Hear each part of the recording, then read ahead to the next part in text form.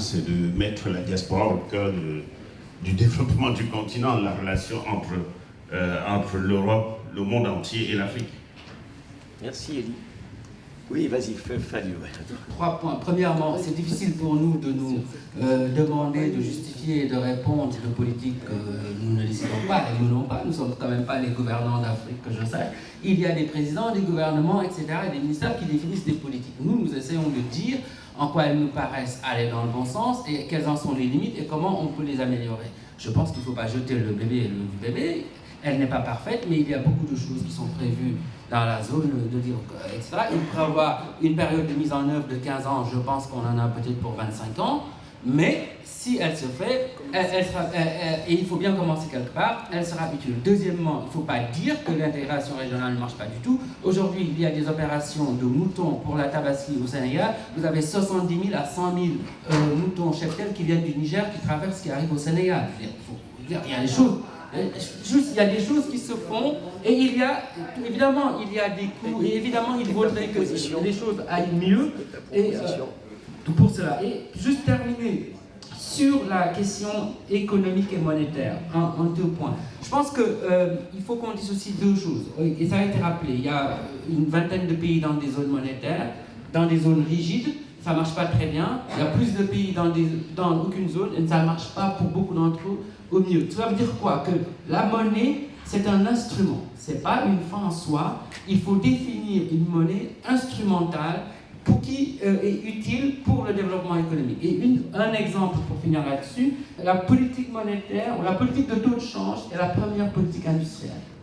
Merci. Et que donc, si on veut parler d'industrialisation, il faudrait définir des politiques et des instruments transversaux qui favorisent l'industrialisation. Et parmi ces instruments, il y a bien sûr les politiques de taux de change, mais il y a aussi les politiques commerciales et il y a les politiques concurrentielles. Et donc, ça nous ramène encore à la SLEC. Merci. D'accord. Alors, je pense que globalement, on dit pratiquement enfin, il y a un besoin qui ressort de tout ce qu'on a entendu cet après-midi. Moi, j'aimerais seulement peut-être me focaliser sur une ou 2 choses. C'est déjà qu'en tant qu'Africains, on se rend compte que tous les modèles classiques ont montré leurs limites et que finalement, on peut vraiment oser. Et ça, pour le fonds que je suis emmenée à gérer depuis 3 ans, on a osé faire des choses qui, bien que ce soit une entité publique, on a réussi à mettre une gouvernance totalement libre, comme on le dit, avec des administrateurs indépendants, avec un ancrage totalement indépendant. Et c'était des choses qui paraissaient très lointaines, même pour le politique qui est à l'origine du fonds. Donc, il faut qu'on ose, parce qu'il n'y a plus vraiment de verrou. Et c'est pour cela que moi, je pense sincèrement que même si, avec la SLEC, on a des limites, on a tout ce qu'on a comme verrou, ne rien faire, c'est peut-être ce qui va nous tuer. Peut-être essayer et mettre les jalons l'un après l'autre. Essayer même avec des erreurs. Et surtout, je parlais tantôt de tirer des leçons de ce qui a déjà été fait. On a déjà des instruments qui ont montré des limites, qui ont montré des succès aussi. Et peut-être c'est de partir déjà de là. Parce qu'on sent tous qu'il faut bouger. Maintenant, est-ce qu'on a les hommes qu'il faut? Je regarde l'intervenant tout à l'heure. Est-ce qu'on a l'écosystème qui s'y prête? Je reste convaincu qu'il faut commencer quelque part. Et pour moi, à tous les niveaux, il y a ce leadership-là à faire jouer. Donc, chaque fois qu'on peut, il faut avancer d'un pas. Merci. Merci. Merci. Les dernières interventions furent très, très intéressantes. Oui. Et 3 choses pour conclure. En une minute, c'est compliqué. Je crois que le cœur de la question, c'est le degré d'endogénéité du processus d'intégration. C'est ça. Et ça a été bien dit. Dans quelle mesure les populations sont ou ne sont pas associées à ce processus d'intégration régionale. Je crois que c'est la première chose que je voulais dire. Deuxième chose, le statut des dirigeants, du leadership et de la vision. Comme Succès l'a dit tout à l'heure. Ce qu'il ne faut pas oublier, c'est que nos dirigeants, pour la plupart, ne sont pas légitimes. C'est-à-dire que ce qui fonde la légitimité de nos dirigeants, c'est leur conformité aux standards occidentaux. Ce n'est pas leur représentativité par rapport à ce que veulent les populations. J'ai écrit tout un bouquin là-dessus, l'improvisation économique en Afrique de l'Ouest, en 2011. Et ça n'a pas changé. Ce qui fonde nos dirigeants, leur légitimité, c'est exogène. Et c'est pour ça qu'ils prennent la zone de libre-échange continentale, qui n'est qu'un avatar du néolibéralisme, qui n'a fait ses preuves nulle part. Et c'est pour ça que je suis moins optimiste que Mme Coulibaly, qui dit qu'il faut commencer quelque part. Mais Descartes nous a dit le bon sens ou la raison est la chose du monde la mieux partagée. Quand on sait que c'est une impasse, on ne peut pas se permettre de mettre des milliards dedans. Ces réunions nous coûtent des milliards et débouchent sur des impasses.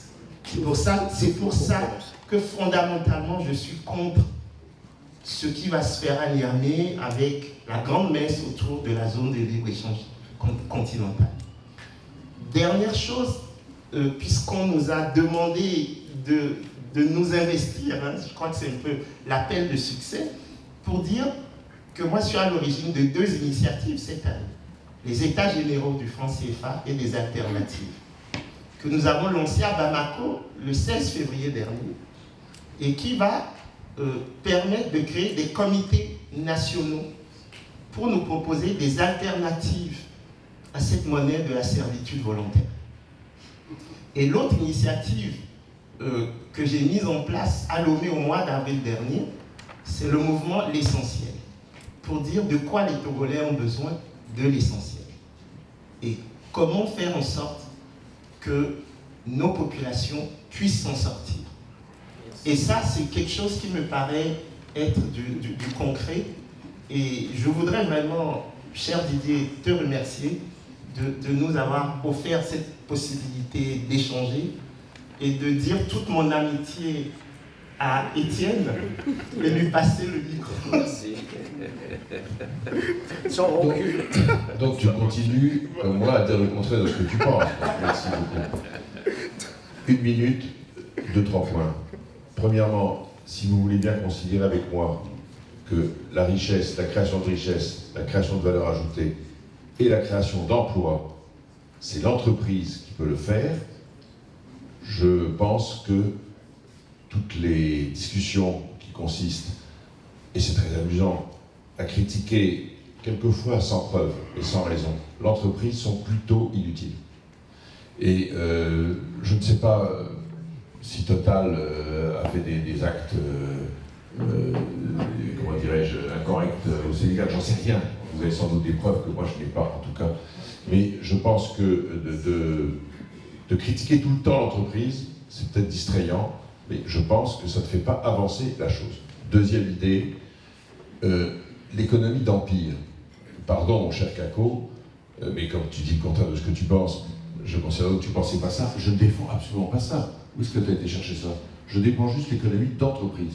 Tout ce que j'ai pu dire sur le libre-échange, les zones à agrandir pour agrandir le marché, des taux d'intérêt pas trop élevés, etc., c'est pas pour les entreprises françaises, ce sont pour les entreprises. Pardon, mais si un Marocain veut investir en Afrique subsaharienne, si un Nigérian veut investir au Kenya, etc., tout ce que j'ai pu dire tout à l'heure, ça s'applique. Et donc, ça n'est pas du tout une économie d'empire, c'est juste une économie d'entreprise et d'efficacité, si on y croit. Troisième et dernière idée, en tout cas en ce qui me concerne, je n'ai jamais pensé que la monnaie pouvait faire le développement. Donc, on peut discuter comme vous voulez. Mais ce n'est pas la monnaie qui fait le développement. La monnaie, comme vous l'avez dit, est un outil.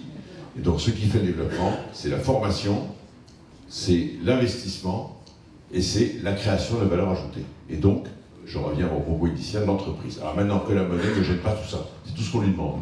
Mais ne croyez pas que on ne va pas, par la monnaie, créer de la richesse. Merci infiniment. Écoutez, merci à mes panélistes, Elie Kamdeuf, Ali Loufa, Fanta Koulibaly, Kakone Boko et Tchengiros.